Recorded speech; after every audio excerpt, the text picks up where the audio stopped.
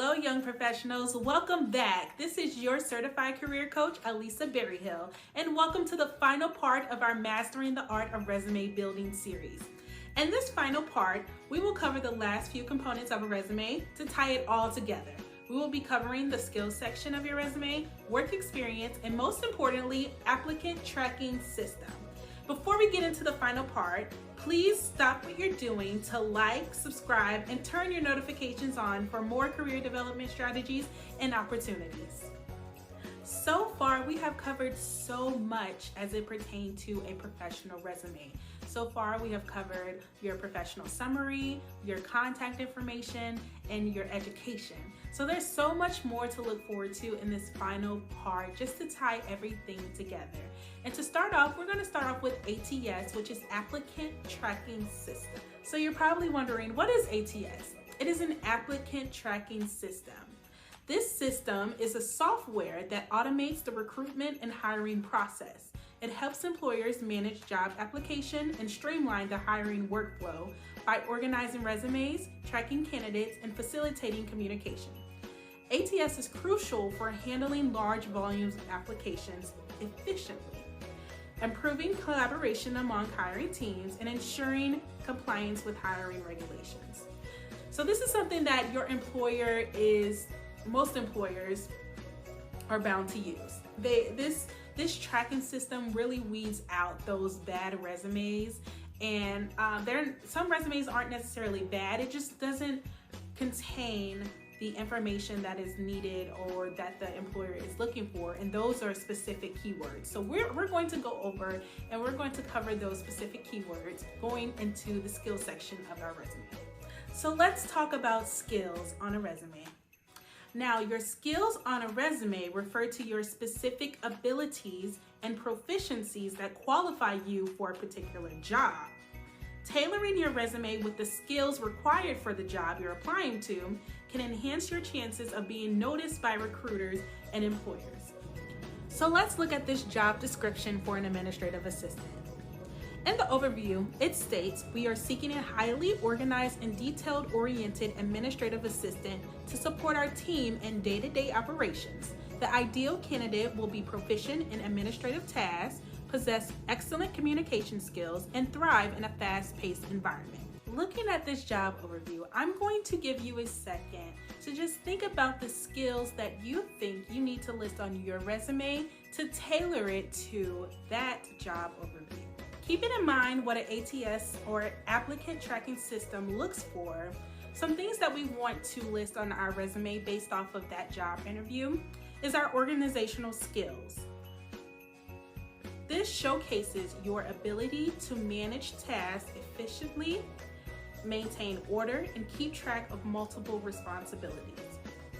Another thing that we want to make sure that we list on our resume is that we are detail-oriented. Emphasizing your attention to detail as an accuracy is crucial in administrative tasks such as file management and document preparation. Another skill that we want to make sure we list on our resume, tailored to this job overview, is our communication skills. Now, highlighting your excellent written and verbal communication skills. This emphasizing your ability to interact professionally with team members and external contacts. And lastly, we want to make sure that we include that we have good time management. Time management demonstrates your capacity to prioritize tasks, meet deadlines, and effectively manage your time in a fast-paced environment. Using specific keywords from a job overview on your resume ensures you have a higher chance of a recruiter actually selecting your resume and reading through it, and with that, you have a higher chance of landing an interview.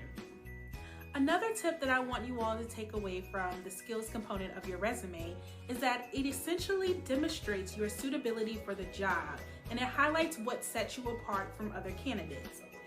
It is also important to use strong action-oriented words. So instead of using tried, you can use achieved, or instead of using dealt with, you can use managed. Instead of using initiated, you can use implemented. Instead of using hand, you can use resolved. Using more strong action-oriented keywords usually conveys a more competent and confident image of yourself for the recruiter. The next component of your resume is your work experience. Work experience on a resume refers to a comprehensive record of your past employment, including details about the positions you've held, the companies you've worked for, and your key responsibilities and achievements in each role. It provides prospective employers with a snapshot of your professional background, illustrating the skills and expertise you've gained over the course of your career. Here are some helpful tips when writing out your work experience on your resume. A strong work experience section on a resume is well organized, highlights relevant achievements, and effectively communicates your professional journey. So when you go into writing your work experience on your resume, you want to make sure that your formatting is correct. So you want to make sure that you use a reverse chronological order, meaning you list your most recent job first. You include the company name, your job title, location, and employment dates for each position. Two key elements you want to make sure that you utilize on your work experience is demonstrating your impact and using metrics and data. So when I say demonstrating your impact, I mean focusing on the impact you've had in each role, emphasizing how your contributions benefited the team or the organization. And when I say use metrics and data, I mean whenever possible, use metrics and data to quantify your achievements. This adds credibility to your accomplishments. Here are some examples of using metric and data on your resume. In this example, each bullet point includes specific metrics and data to quantify the achievements and impact in the sales manager role. This not only adds credibility to the accomplishments, but also gives prospective employers a clear understanding of the measurable results you've achieved in your past position. Please remember, and I cannot stress this enough, remember that a strong work experience section doesn't just list responsibility. It tells a story of your professional growth and contributions. Make sure that you tailor it to showcase how your past experiences make you an ideal candidate for the job you're seeking. The last component on your resume should be certifications and other qualifications. This further validates your skills and also highlights professional development, and essentially it improves the ATS matching.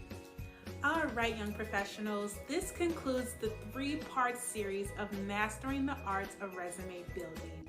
I hope you have many takeaways so that as you go out into the real world and you're faced with adversities in career development, you're able to push through them. Again, thank you for watching, young professionals. If you haven't already, please like, comment, and subscribe under this YouTube video or YouTube channel. I'm also going to include a QR code here. I want you all to scan it, and this is just to solicit feedback on what you liked or enjoyed about the series, what I could have done better, or what you would have liked to learn more from this series, and then also your expectation moving forward from this YouTube channel. Again, have a great day, young professionals, and Happy New Year.